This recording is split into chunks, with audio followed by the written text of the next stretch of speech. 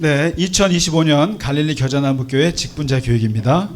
오늘 이 직분자라고 하는 것은 일단 기본적으로 이제 기독교는 하나님께서 두 번 부르세요. 살아있을 때 두 번을 불러서 이름이 두 번 바뀌어요. 첫 번째가 구원을 위해서 부르세요. 그것을 calling for salvation이라고 그래요. salvation 영어로. 그러니까 구원을 위해서 부르세요. 그랬을 때 내가 예수 영접해서 내가 구원받았어요. 이걸 하면서 하는 교회에 예식이 있어요. 그게 바로 세례식이에요. 내가 예수 믿게 됐구나. 내가 하나님의 자녀가 됐구나. 이게 첫 번째 부르심이에요. 부르심이고, 그래서 나는 하나님의 자녀가 됐고, 나는 구원받았고, 나는 천국 갈 수 있고, 나는 성령 받았고, 나는 이제 하나님의 자녀로 당당히 살 거야. 너무너무 좋아요, 이게. 그래서 너는 세례. 그래서 이게 이제 세례를 받았을 때 이름을 줘요. 천주교에서는 세례명을 줘요. 근데 저도 이 개신교도 줬으면 좋겠는데 그런 이름이 하나 생겨요. 세례. 그 다음에 이렇게 살다 보니까 하나님께서 두 번째 부르셔요. 그냥만 사는 게 아니에요. 두 번째 부르는데 뭐냐면 그때는 내가 널 좀 부려먹어야겠다라고 해요. 그게 바로 calling for mission이에요. 미션이라는 게 주어져요. 그래서 내가 너를 모세를 80에 불렀을 때가 바로 이게 그거예요.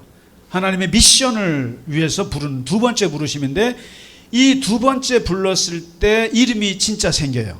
이건 이제 죽을 때까지 가는. 그래서 마지막 내 장례식 때 명패 위에 딱 새겨지는 이름이 이때 생겨요. 그게 바로 임직식이에요. 임직.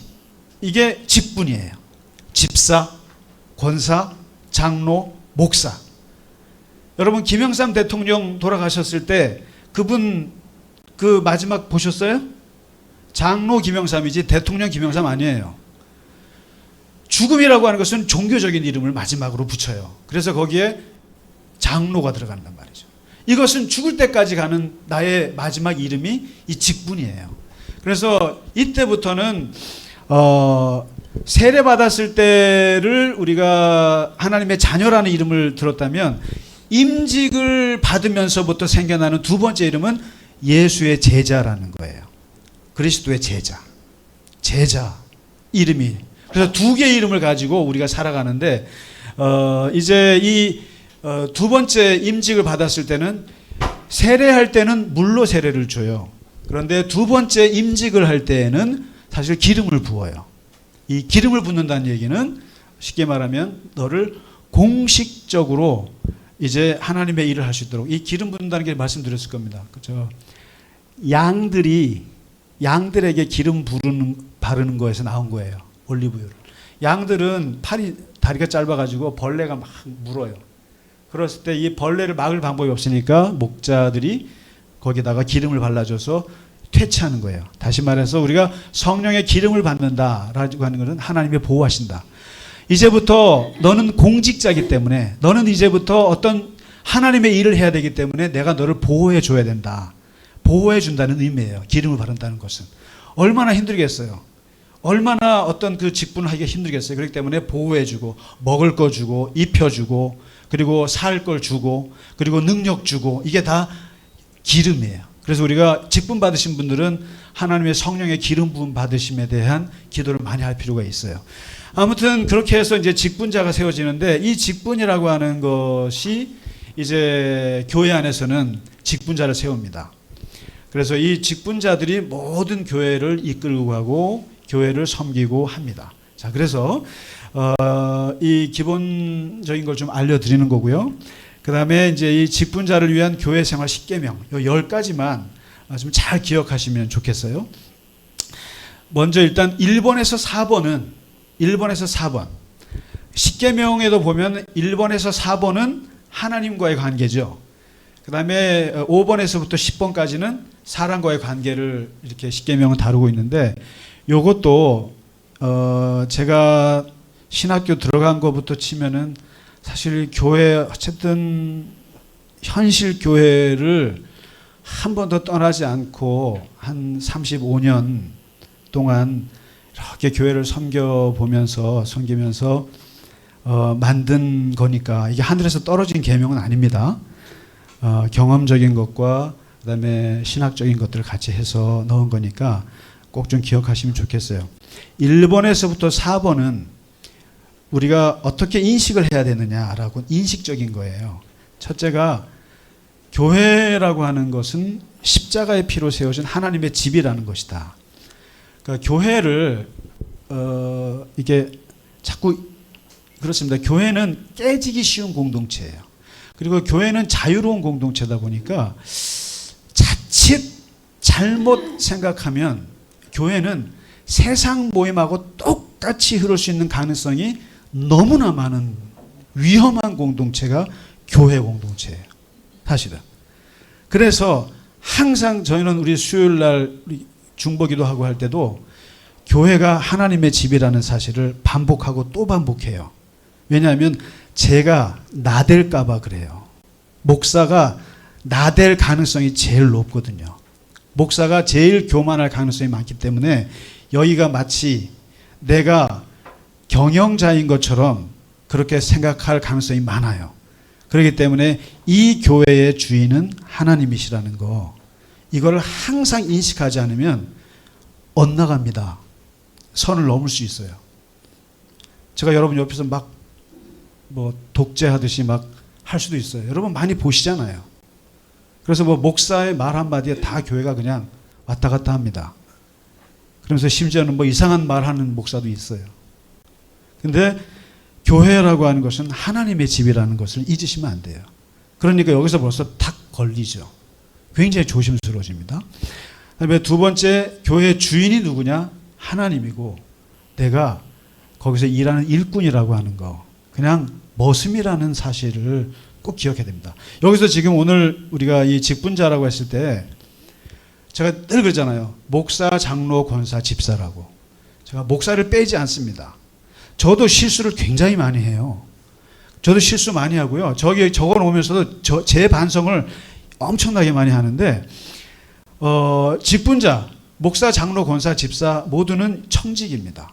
그래서 여기에 이 말은 무슨 말이냐면은 내가 교회를 쥐락펴락할 수 없다는 거예요. 근데 제가 이렇게 보니까 우리 교회도 5년 됐습니다만은 교회를 못 견디고 떠나시는 분들을 보면 자기 주장이 강하셨던 분들이 많아요. 자기 주장이 굉장히. 그래서 어떤 분은 저한테 나랑 교회를 세울 때 이렇게 하지 않기로 하지 않느냐고 자기가 교회의 대주주인 것처럼 말하는 사람도 있었어요. 그래서 제가 참 어이가 없는 거죠, 그게. 그러니까 내가 이 교회에서 쥐락펴락할 수 있다고 생각하는 거 굉장히 위험한 거다. 이거. 근데 이건 특히 저가 특히 더 그렇습니다. 아주 조심스러운 거고요. 그 다음에 세 번째, 교회는 기본적으로 은혜로 움직여요.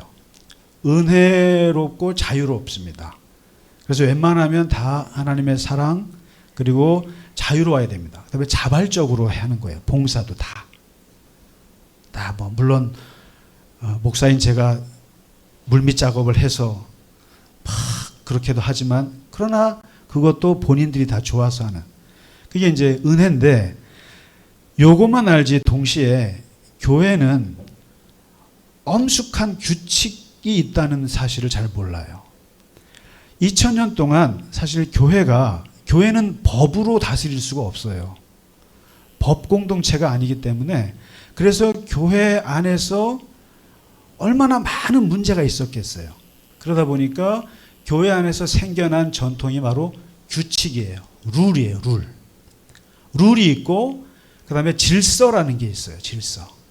그래서 이거는 2000년 전에 사도 바울이 교회를 생길 때부터 그때도 교회가 질서 때문에 엄청 고생을 했어요.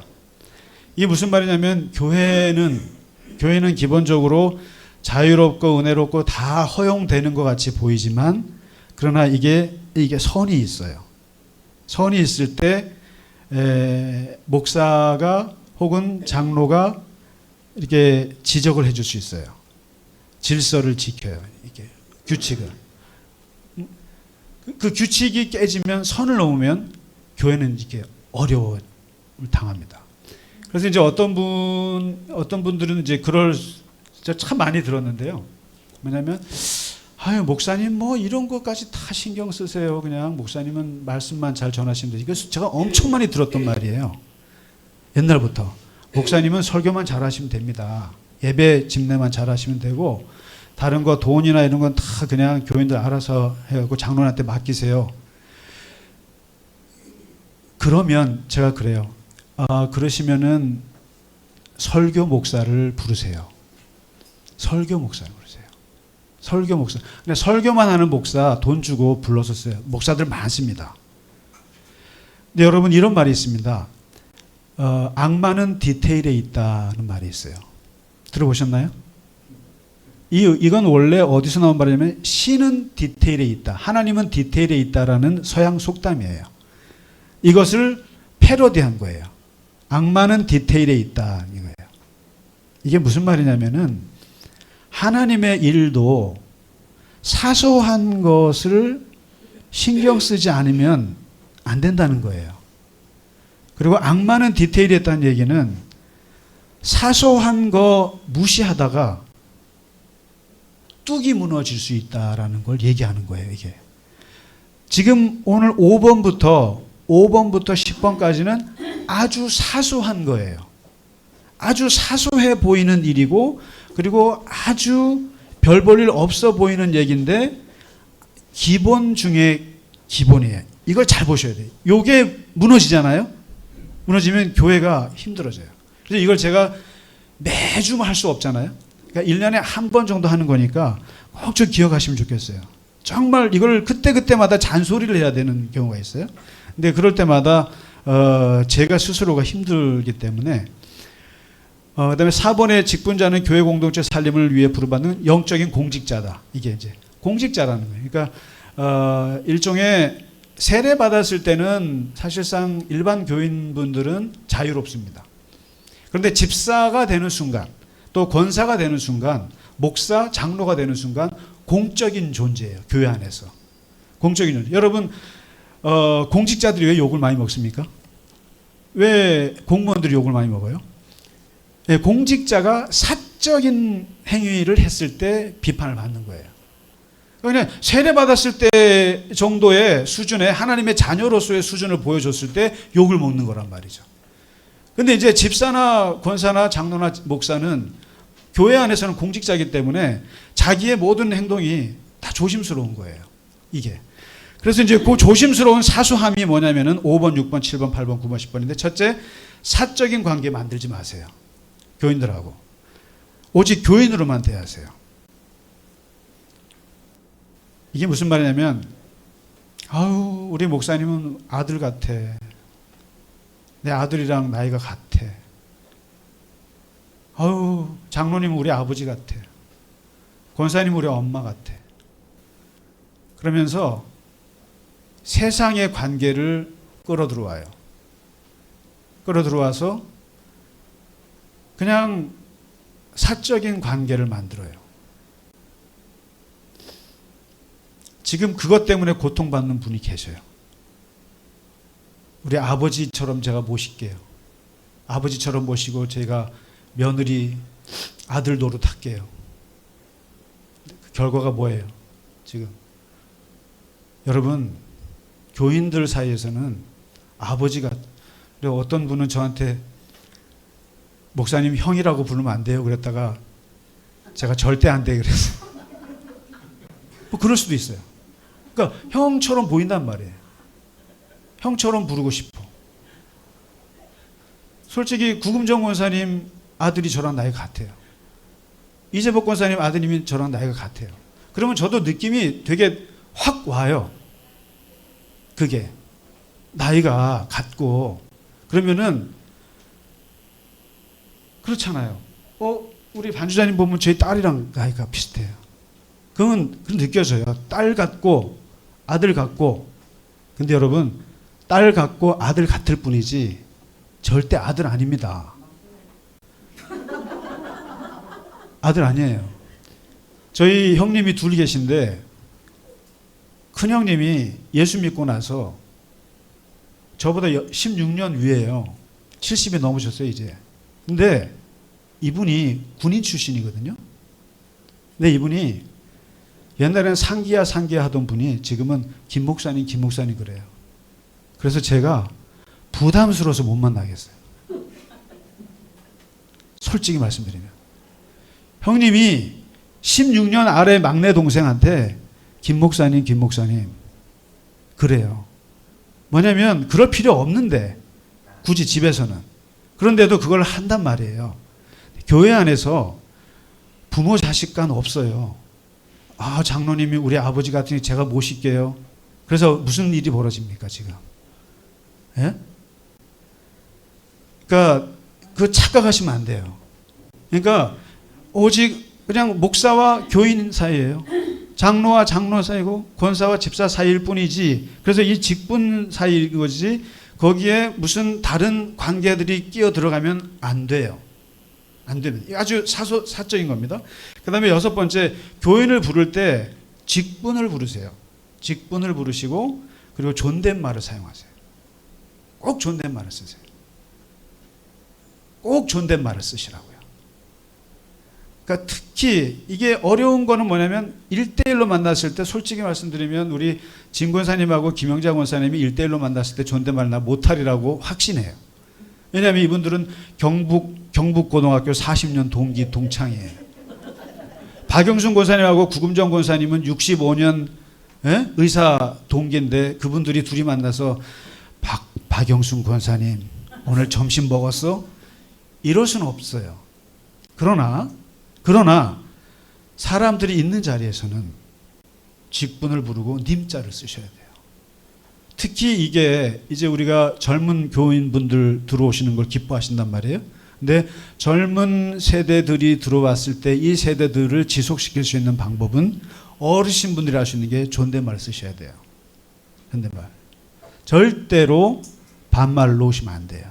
젊은 분들한테. 그래서 저는 제가 상은 양한테까지 내가 제가 유일하게 그나마 조금 놓는데 이것도 조심해야지. 이제 언제부턴가. 저는 이것 때문에 한번 크게 혼난 적이 있어요. 여러분 아시다시피 옛날에 옛날 교회 권사님 아들이 있었는데 그 아들을 오랫동안 제가 맡아서 봤단 말이에요. 근데 40이 넘었는데 제가 그때까지도 계속 반말을 했어요. 그러니까 너무 오래 익숙했으니까. 근데 권사님이 저한테 대놓고 뭐라고 했어요.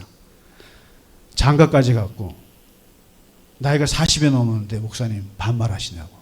제가 그때 크게 깨달았어요. 정말 크게 깨달았어요. 아, 그렇구나. 듣는 입장에서 굉장히 기분 나쁘겠구나. 그래서 교회 안에서는 존댓말을 쓴다는 얘기는 거리를 둔다는 얘기기도 하고 존중한다는 뜻이에요. 그리고 어느 정도 거리가 있으셔야 돼요. 이게. 그래서 존댓말 꼭 쓰시고요. 그리고 교회 안에서 사적인 이익을 위한 사업이나 거래하시면 안 돼요. 다시 말해서 물건 파시면 안 돼요. 뭐 여러 가지가 있어요. 그리고 자기의 직업이 여기가 자기의 사업장이 돼서는 안 돼요. 만일에 정말 자신의 사업을 하려면 제가 사업을 도와드릴 수가 있어요. 여러분이 가만히 계시면 제가 도와드려요.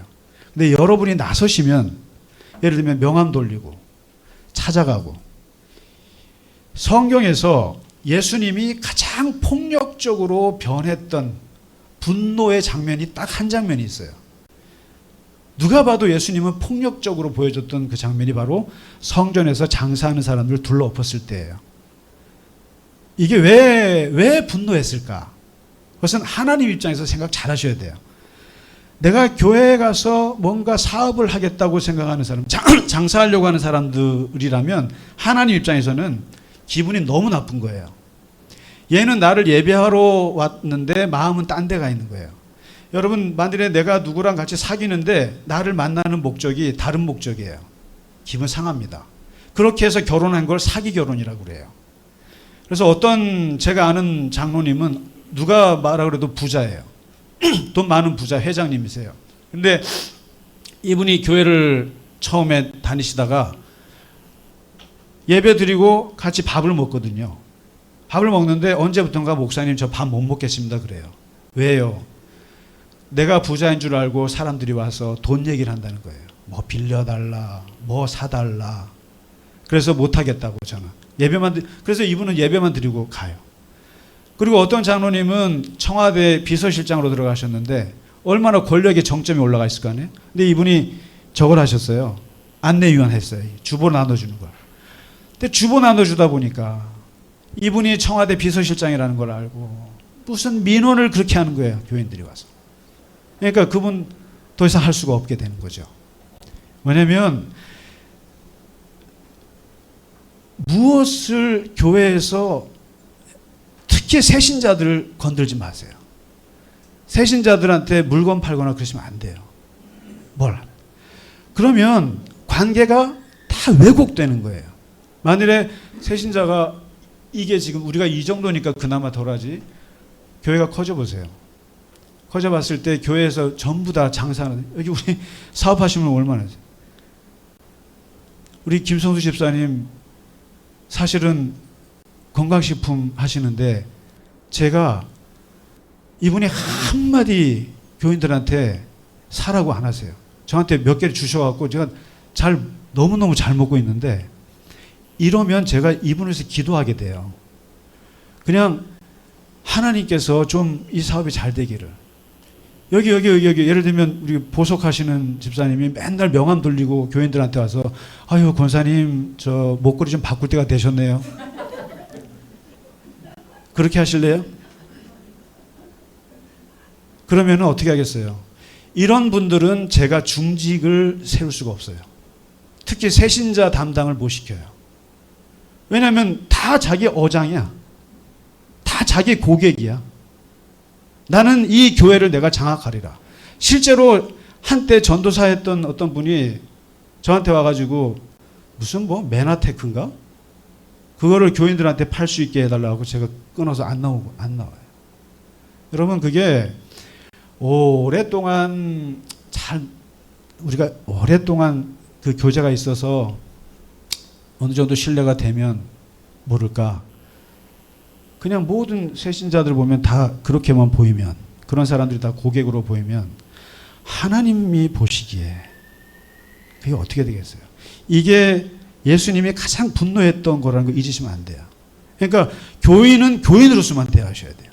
교인은 교인으로서만 대하셔야지 그 다른 목적으로 대하시면 안 된다라는 겁니다. 이게. 자, 그 다음에 여덟 번째가 험담을 하실 때, 사람은 그 뒷담화를 안 할 수가 없어요. 이게 사람이 뒷담화하는 거가, 그래서 오죽하면은 그 유발 하랄이라고 하는 사람이 그 호모 사피엔스인가요? 사피엔스인가요? 그 책에서 인류 문명의 발전의 비결이 뭐냐면 뒷담화라고 그러잖아요. 인간은 뒷담화를 통해서 정보를 교환하거든요. 그렇게 해서 하는데, 여러분 이 남에 대해서 마음에 안 드셨을 때 험담하실 때는 방법이 있어요. 뭐냐면 직접 하세요. 직접 해야 됩니다. 뒤로 돌려서 하지 마세요. 이게 폭력이에요. 뒤로 돌려서 하는 게 폭력이에요. 자기는 숨어. 그리고 이게 이렇게 들어가서 여기서 제일 많이 써먹는 사람이 목사예요. 목사 중간에. 목사님 얘가 어땠어요? 좀 혼내주세요. 그리고 자기는 사라져. 그럼 이분은 그 얘기를 듣고 누가 했는지 몰라. 억울해 죽어. 변명도 해야 되는데. 이게 폭력이라고요. 일방적이잖아요. 그러니까 험담을 굳이 마음에 안 들면 대놓고 하세요. 그렇죠. 왜냐하면 이분에게도 그렇기 때문에 제 말은 뭐냐면 저 상대방이 반박을 할 수 있는 기회를 줘야 되거든요. 근데 그럴 거면 싸움이 되잖아요. 그렇기 때문에 아예 안 하는 게 좋아요. 하는 게 좋아요. 그러니까 저는 이제 직접 대놓고 욕을 먹어본 적이 몇 번 있는데 차라리 제가 그게 낫더라고요. 그러니까 우리 이모 권사님이 저한테 한번 했는데 저는 사실은 알아요. 그러니까 뒤에서 얘기했을 때를 알아요. 그게 더 힘들었어요. 근데 대놓고 막 쏴대니까 아무렇지도 않더라고. 사실은. 제가 또 안모 권사님한테도 제가 실수를 한 게 있어요. 자, 쓸데없이 제가 뭘 나대가지고 정말 그 여자의 마음을 알지도 못하고 그냥 그렇게 해서 혼난 적이 있는데, 그러니까 그게 대놓고 욕을 먹어야 돼요. 차라리. 그러면 나도 변명할 수 있어요. 근데 내가 얘기하고 반박을 듣기 싫으니까 돌려서 얘기하는데 이거 어마어마하게 위험한 겁니다, 이게. 언젠가 다 알게 돼요. 다 알게 돼요. 그러니까 만일에 중간에서 다른 사람이 누구 뭐 욕하는 소리를 들으면 직접 얘기해라고 하세요. 직접 얘기하세요. 날 끼어들지 말고.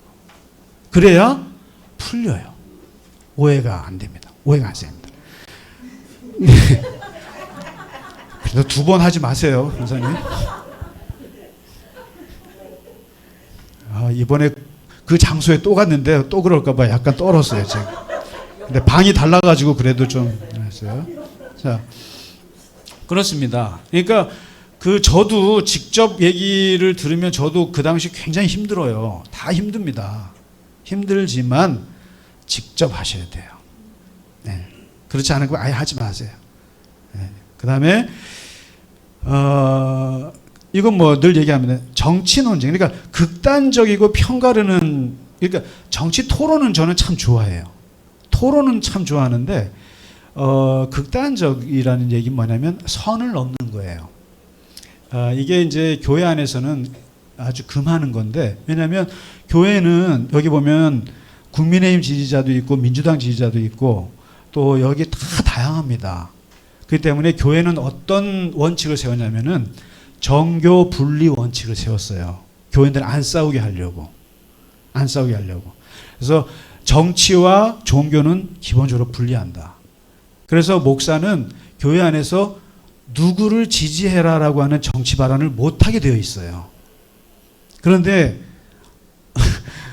어떤 분은 저한테 그러시더라고요. 목사님 왜 얘기 안 하냐고 그러시더라고요. 근데 그건 안 하게 돼 있어요.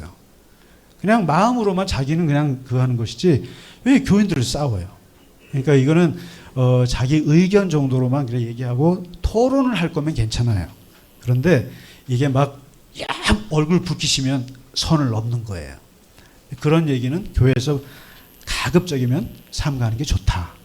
그리고 마지막은 항상 새신자의 입장에서 생각하셔야 돼요. 그래서 만일에 주일날 한 분이라도 새로운 분이 오잖아요. 저는 엄청 불편해져요. 그러니까 그때 여기 뭐 우리 찬양하잖아. 찬양하는데 이거를 저분은 이해할 수 있을까? 그러니까 그러니까 이 새신자가 왔을 때 새신자가 여기를 어떻게 느낄까를 항상 생각을 하고, 그리고 텃세 이런 거는 아주 금물 중에 금물이에요. 저는 오늘 우리 김대영 집사님께서 여기 앉으시길래 김용자 권사님 자리 뺏겼네 그러면서 어떻게 하시려나? 근데 여기 예쁘신 분이 앉으셔요. 그래서 여러분 그렇습니다. 그러니까 이게 그래서 저는 심장로님 자리에 누가 와갖고 앉으면 장로님 어떻게 하실까? 그냥 뭐 이게 뭐냐면 이거 제가 이렇게 교육을 안 하잖아요. 교육을 안 하면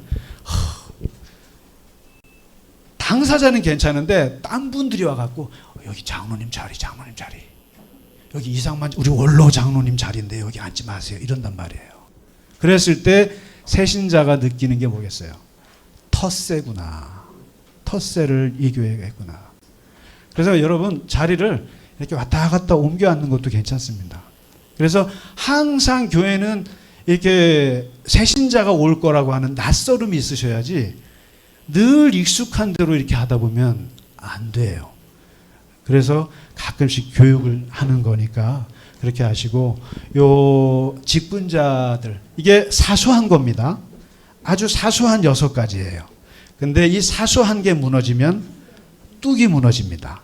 그리고 정말 악마는 디테일에 있는데 정말 이런 것들 좀 조심해 주시면 좋겠고, 그래서 교회가 하여튼 은혜와 아주 긍정의 에너지로 또 오시면 누구든지 이렇게 존중받는 느낌, 교회가 그렇게 될 수 있도록 우리 직분자분들께서 애써주시면 감사하겠습니다. 자, 마치겠습니다. 고생하셨습니다.